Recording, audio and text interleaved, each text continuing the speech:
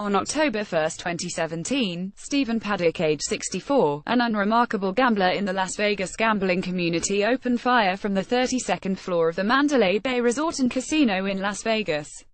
As of the time of this writing, 59 people who had gathered at a country music festival were killed and approximately 500 others were wounded, statistics usually reserved for war zones.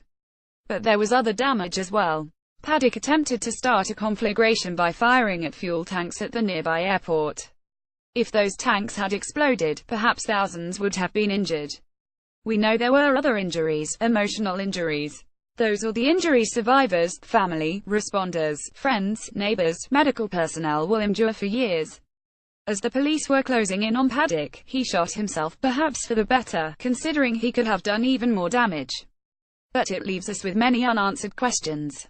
Why would he do that? What was the trigger? What was bothering him so much he had to do this? What was his motive? How do we prevent such a thing from happening again? Who could do such a thing? One of the worst mass killings in U.S. history could have been much worse if not for the quick and truly heroic efforts of hotel security personnel and first responders, including hospital personnel who were literally able to bring people back from the dead.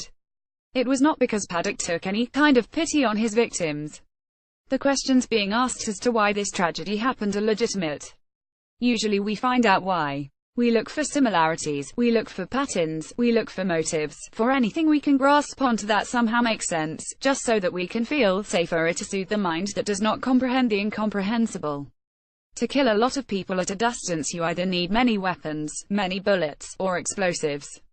That is a fact. Mass killers have that in common. Beyond that, things get tricky.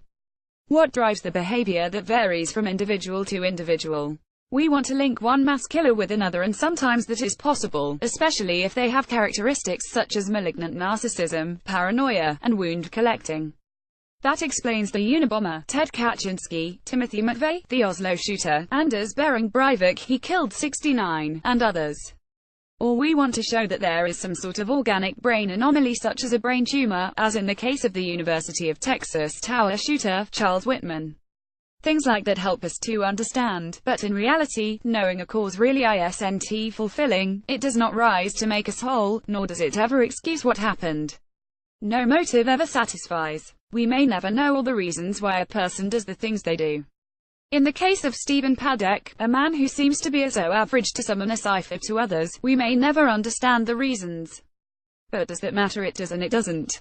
Let me explain. As a former criminal profiler in the FBI, I was taught that in the absence of facts you go with statistics. In the absence of both, you have to look at the crime itself. In this case the evidence speaks loudly. Stephen Paddock planned to kill with military precision, even though he had never been in the military. He had a strategically placed room, corner angle, where he could shoot from two viable vectors, giving him a lethal tactical advantage. He used high-powered rapid or automatic weapons, meticulously accrued over time so as to go unnoticed. He fired from an advantageous position, in the dark, on a pre-selected group of people, knowing they would be one, densely concentrated, and two, corralled by fences at this popular outdoor concert. He did not want them to escape, and he knew the loud music would mask his weapons, a perfect location and timing that was well thought out. Paddock's cunning reveals that he used rounds without tracers so that his exact location could not be immediately pinpointed. He appears to have had an escape plan, perhaps foolishly hoping that the hotel would be slow to evacuate guests, giving him time to kill even more. He guessed wrong, and the well-placed cameras he bought to keep an eye out for him were not enough. But let's be clear about one thing that we learned from this crime and the crime scene. Paddock killed humans with reptilian indifference, of that there is no question. He did not seem bothered by planning for this event and executing humans as they enjoyed a concert. So, who does something like this? Who is stealthy enough to not get noticed? Who is criminally facile, able to lie, able to contain emotions, feels unrestrained, is not bothered by laws or morality or ethics to kill wantonly? Who remains cool under extreme pressure? The psychopath, that is who. People without a conscience, according to the world-renowned expert on psychopaths, Robert Hare. Someone without a conscience can do these terrible things and more. Of that we should have no doubts. Even if Paddock was a psychopath, the question remains, why did he do it? What was his motive? Brace yourself. Because as one psychopath, a serial killer, told me years ago, when I asked him why he had done these terrible crimes, because I can. That should make you shiver. Why did Ted Bundy, a good-looking man, kill women who would have easily dated him because he could? Why did Luis Alfredo Garavito kill over 150 children in Colombia because he could? You see, the psychopath doesn't need to have reasons, at least not like the rest of us. Psychopaths can exercise godlike powers over humans, and that is gratifying enough. They can take a life or not, it is up to them. But why to have godlike powers is to be a deity, it is to be omnipotent. That is a powerful elixir for the psychopath, and that is sometimes satisfactory enough. Maybe Stephen Paddock needed to exercise that power. We don't know yet, but we should not ignore that possibility. The reality that there are predators like him among us, who think that way, should not come as a surprise. You and I may not understand this need to be all-powerful, but psychopaths do. Are all psychopaths then killers? No. But they are all indifferent toward others in their own way and in their own time. Is it possible that Stephen Paddock was what we call a high-functioning psychopath? Quite possibly. But why so late in life, as he had no criminal record? Absence of evidence is not evidence of absence. He may have committed crimes, he may have been abusive to others, we just don't know about them because he was clever. Being clever does not absolve, it merely explains. True, in most cases we see antisocial behavior early on, but not always. There is no exact timeline where psychopathy, especially with high-functioning psychopaths, will reveal itself. Look at the Bosnian leaders convicted of war crimes and crimes against humanities in the early 90s. Most were in their 60s before their psychopathic traits come out. Most of their lives, they had no prior criminal activity until under the right conditions psychopathy revealed itself in murderous enmity toward their fellow human beings. The reality is that it doesn't take much to be a mass killer. Most people don't think that way, fortunately, even though we make it easy for them. We even have shows where all of the weapons Paddock purchased can be bought by just about by anyone. Once more, there are some people that will stick out before a tragedy because of what they say or do that gives them away. Then there will be those that are cunning, crafty, and skilled who will do things and not get noticed. Vigilance is always the price we pay to protect each other, but it can fail us. Las Vegas has more hotel cameras than anywhere else in the known universe. Sometimes that is not enough.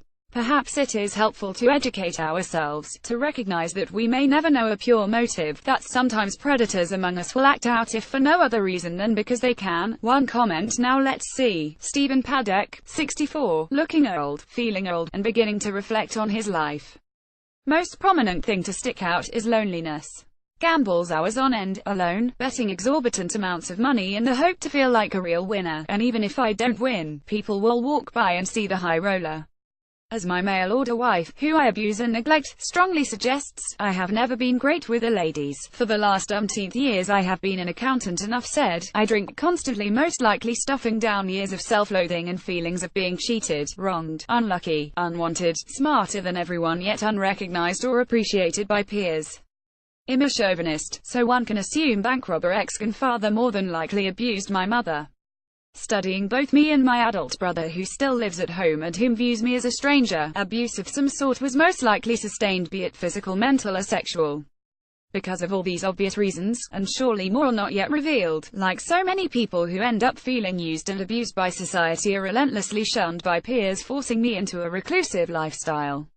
A lifestyle that can be very unhealthy for a person with addictive traits that enable an individual to numb themselves, create momentary instances of winning or happiness, but it never lasts. I look around at all the happy faces with their pretty happy familiars, friends and lovers, all coming from somewhere and with somewhere to go.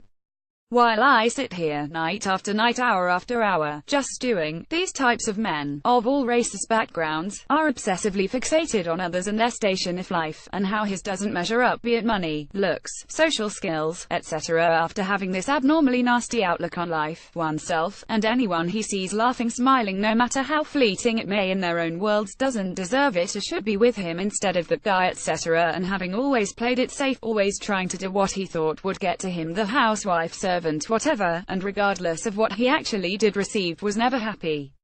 In my opinion, that's due to focusing on making your present future make up for the past rather than deal with and accept the past because the past was painful, and his future dim, knowing always he would never be normal, most likely just always wanted to secretly kill everyone because, in his mind, for over half a century he has been continually let down, ignored, or annoyed by anyone who looks happier than himself. Once he had reached the point of life being pointless and boring, he probably just moved on to the next thing he'd always wanted to do. The last thing he'd want to do. Teach them a lesson. Country festival was his final choice, besides the gold mine of a sniper's nest. I think as I would go to Mandalay Bay every year. 929,102, is the country people, especially the ones at Mandalay Bay. They are everywhere in large loud groups, usually oblivious to anyone around them, usually rude, crass, macho men with trophy if you would go that far, wives, who 34 of wear a floral sundress with spotless boots, and curled hair. The higher-than-thou, rednecks are hillbillies, that do unfortunately take over the area. It could be theorized that Paddock had enough of these types, who remind him of Floridians back home, and after losing whatever it was in his life that kept him from committing any horrible crimes, went away. The rest is, well, literally speaking, history. The reason Stephen Paddock murdered 58 people and injured almost 500 more was because he hated humans, was tired of the societal faux pas that keeps everybody checking themselves out in mirrors, staring at phones instead of eyes, and meeting people online while ignoring every real human that walks by and checks them out. Stephen did not snap, he got fed up. And when he couldn't bear living anymore, which lucky for God knows who else, where else and when else, it took 64 years. He was too afraid to face any people, so he perched up to dehumanize his target, and without ever having to actually see the reality of the pain he's causing, took as many undeserving bugs out until he was exhausted. A 64-year-old unloading clip after clip using bump stocks. He didn't just stop. 10 minutes was all he could physically do with it that realized he wasn't getting off on the pain and chaos the way he thought he would. When he tired, passed out, and it was time to face the music, he completed his true wish to not live anymore and wonderfully removed his brain through a hole in the back of his head. I understand this because in this type 2, I hate humankind. There's more bad than good, and naturally speaking, species with destructive kinks like ours usually go extinct. Humans think too highly of themselves if they believe the world can be fixed, or even maintained. We are getting more and more overpopulated, overstrained, underappreciated, overcoddled, and no longer view each other as people, but more like obstacles that keep us from getting what we want, be it 5 miles per hour faster on the highway. It's only during tragedies that people either realize or pretend to actually be caring people. How many of you know your neighbor's name? How many people actually go to any social events because they just love everyone so much more? Like, if I didn't come, I'd have to listen to that for the next blah blah blah. But what if so and so goes and then I look like I don't like her? And I mean I don't, but I have to pretend to because the other 5 in our group would say this or that, blah blah blah. Try doing something nice for a stranger every day, not because you're a nicer loving person. Let's be honest, you're not, but so more people don't turn into mass murderers.